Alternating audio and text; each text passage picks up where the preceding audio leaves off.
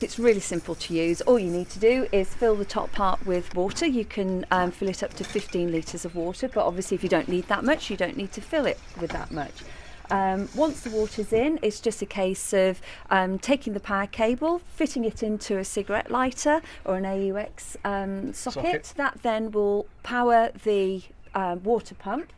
And then down in here, you just open that up. There's a coiled hose inside, which you just pull out, and then you use that to spray the dog or the horse or the child or the surfboard, whatever it is you're wanting to clean.